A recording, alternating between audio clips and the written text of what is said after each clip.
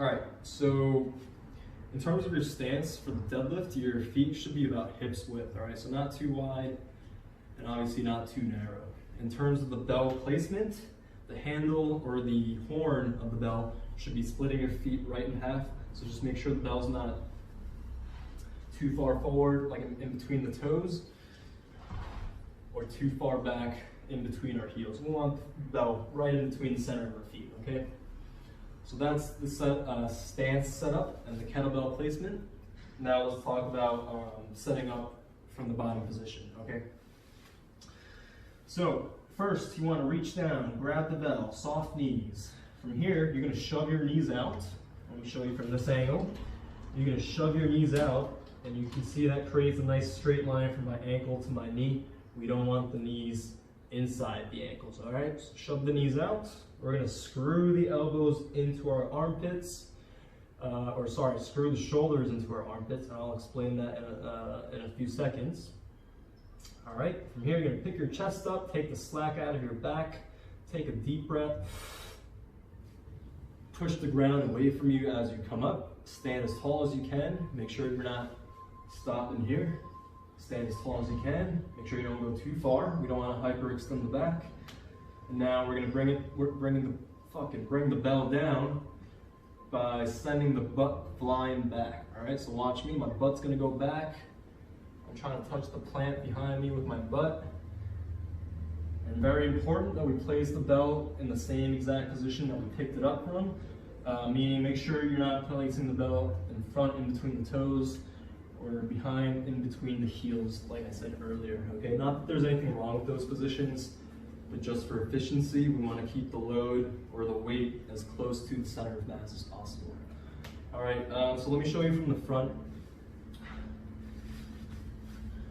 I'm going to reach down, grab the bell, soft knees, screw my shoulders into my armpits for shoulder stability, pick my chest up, take a deep breath, and push the ground away. Exhale on the way up. Butt goes back on the way down. Place the bell in the same spot that you picked it up from, okay? So that's the kettlebell deadlift. Let me just go over a couple common errors that I see with that. The first error that I see is using the arms to pick up the bell. That's more likely to happen in the beginning when the bell's light, but we want to make sure that's not happening later on because you could really hurt your elbows or your shoulders. We don't want that shit, right? Okay, so this is what I'm talking about. Let me show you real quick. Picking up with the arms in the deadlift. Boom. Bending the elbows. Sometimes people go into a shrug, which you really don't want to do. All right. So this is where screwing the shoulders into the armpits come in play. So what I mean by that is you're basically taking your arms and you're twisting them out. Okay? So you're screwing the shoulders into your armpits, and what that does is creates a nice stable shoulder joint here, okay? So we're gonna do that in this position with the bell in our hands. We're gonna screw the shoulders into our armpits, make sure we're not going into a shrug. All right, boom, that's gonna lock my arms straight. And now as I stand up, there's no way my elbows are bending there, okay? My shoulders are locked. Cool. So that's common error number one. Common error number two is turning the deadlift into a squat. That's very common. You'll see that everywhere. So the main difference between a squat and a deadlift is kind of like the angle at the knees, basically. So you'll see this is a deadlift. My knees are relatively open versus a squat. Now my knees are closed. My torso is upright. Boom, squat. This is a deadlift.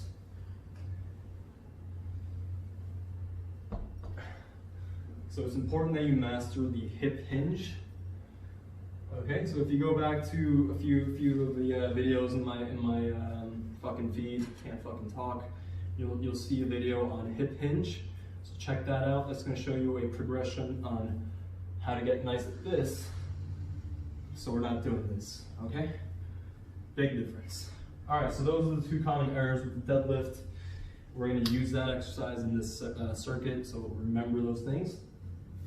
And once you know how to deadlift, the swings are easy. The swings are just deadlifts with speed, okay?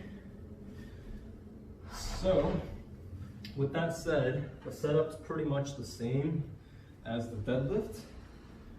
The only thing you're going to want to change is how far you are from the bell.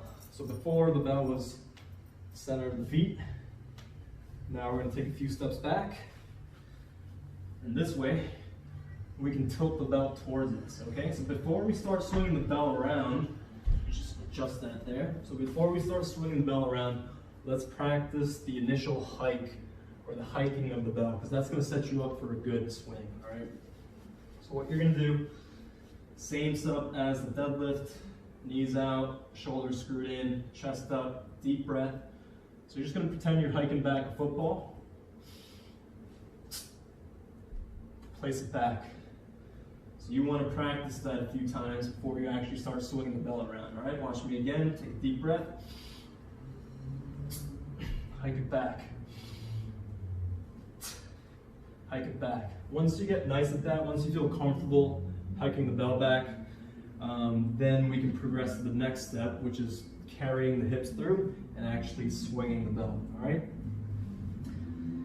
So watch me. Again, a good hike is really important for a successful swing, so make sure you're hiking it back hard. We don't want to just fling it back there with our wrists, okay? All right, knees out, shoulders screwed, chest up, deep breath, hike, swing, hike, swing. So now, after we hike it back, we're going to use our hip hinge motion to swing the bell forward, all right? My shoulders are screwed in to my armpits throughout. We don't want the weight to go all the way up. Nothing wrong with that, but for now we want to keep the shoulders packed down, okay? So shoulders screwed in tight throughout, and you're going to use your lats, your arms, to yank the bell back at the top position. So we're working both the pulling and the pushing motion of the hinge, okay? So now, to begin with, you want to do just a few singles to practice with. So I'm going to show you how to do 5 kettlebell swing singles, okay? Just setting it up there on the towel so I don't fuck up my floor. All right, chest up, knees out, shoulders screwed, deep breath, hike, and place it back. Again.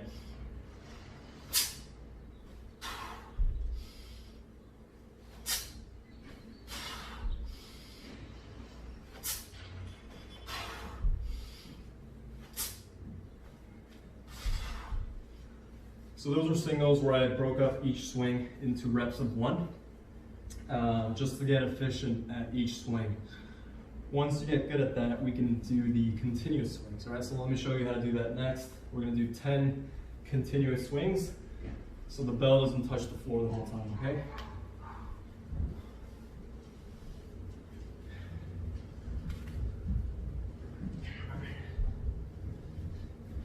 All right.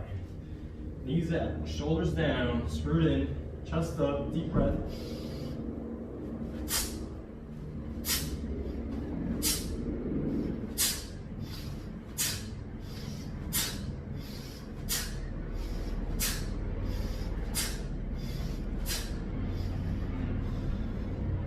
All right, so that was 10 continuous swings where you don't put the bell down. That's more working your aerobic capacity. All right, so you're working for longer. One thing I forgot to mention earlier is catching the bell when you're done. If you'll notice, after the last swing, I'm gonna hike it back just like I started, and then let it swing into the front position. And that's how you wanna finish your swings, okay? You don't wanna just abruptly stop your swings and let the bell drop to the ground or anything like that. You could really hurt your back or whatever. So make sure you're using the right technique to set up and to finish the swings, okay? All right, I'm out of fucking breath.